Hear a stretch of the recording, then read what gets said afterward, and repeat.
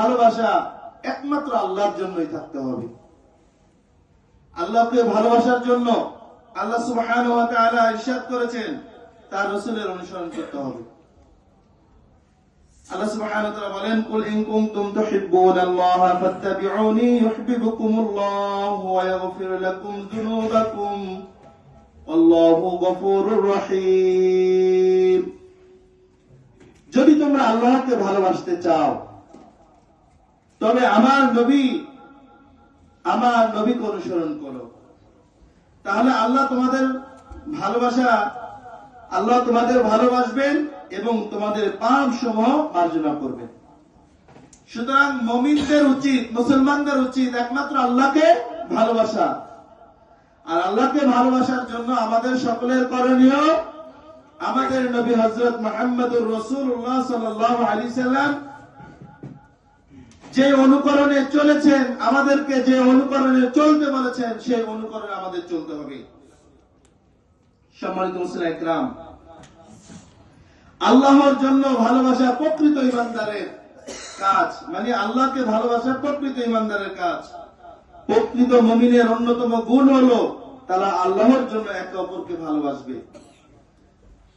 যারা প্রকৃত মুমিন তারা অন্যকেও ভালোবাসবে একে অপরকে আল্লাহর জন্য, যে আল্লাহর রেজামন্দি হাসিলের জন্য, আল্লাহর সন্তুষ্ট লাভের জন্য।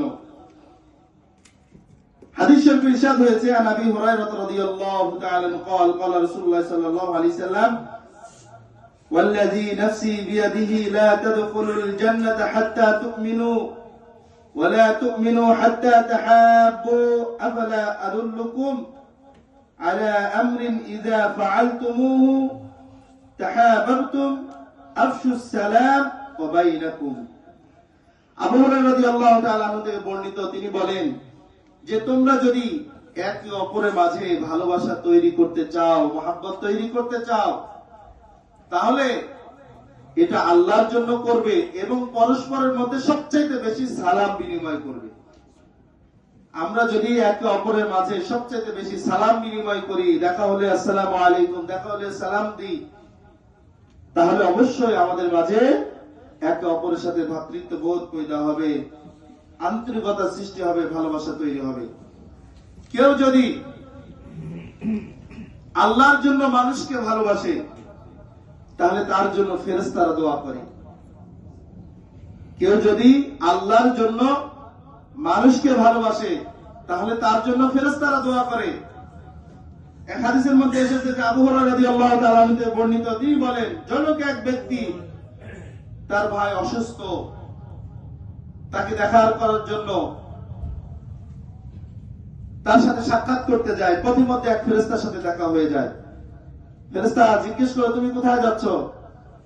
সে ব্যক্তি বলল যে আমার এক ভাই অসুস্থ, তাকে একটু দেখতে যাচ্ছি।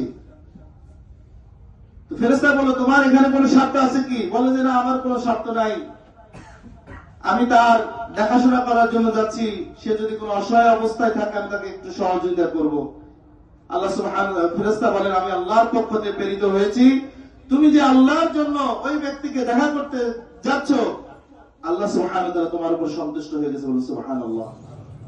এজন্য আমরা কাউকে দেখাশোনা করতে গেলেও আল্লাহর রেজামন্দি হাসিলের জন্য যাব। আমাদের নিয়ত যাতে এটা থাকে যে আল্লাহকে খুশি করার জন্য আমরা যাচ্ছি। কেউ যদি আল্লাহর সন্তুষ্টির জন্য একে অপরকে মহব্বত করে তাহলে কাল কিয়ামতের ময়দানে তাদের হাসর হবে একসাথে। বলুন সুবহানাল্লাহ। হাদিস শরীফে ইরশাদ হয়েছে, আব্দুল্লাহ রাদিয়াল্লাহু তাআলা আনহু থেকে বর্ণিত, তিনি বলেন, নবী করিম সাল্লাল্লাহু আলাইহি ওয়াসাল্লাম বলেছেন, মানুষ যাকে ভালোবাসবে সে তার সঙ্গী হবে। অতএব যারা আল্লাহ ওয়ালাদের, ওলামা ইকরামদের, হক্কানি মুখলিস বান্দাদের, দিনদার মুত্তাকিদের ভালোবাসবে, তাদের হাসর এবং নাসর হবে তাদের সাথে। বলুন সুবহানাল্লাহ। কেউ যদি আল্লাহর জন্য মানুষকে ভালোবাসে, আখিরাতে তার মর্যাদা আল্লাহ সুবহানাহু ওয়া তাআলা অনেক ঊর্ধ্বে করবেন। রাসূল সাল্লাল্লাহু আলাইহি ওয়াসাল্লাম বলেন, মহা সম্মানিত পরাক্রমশালী আল্লাহ বলেন, আমার সন্তুষ্টির উদ্দেশ্যে যারা পরস্পরকে ভালোবাসবে তাদের জন্য পরকালে থাকবে নূরের মিম্বার। এমনকি তাদের মর্যাদা এত বেশি ঊর্ধ্বে রাখবে যে শহীদ, গাজী, শুহাদা সালেহিনরা পর্যন্ত তাদের জন্য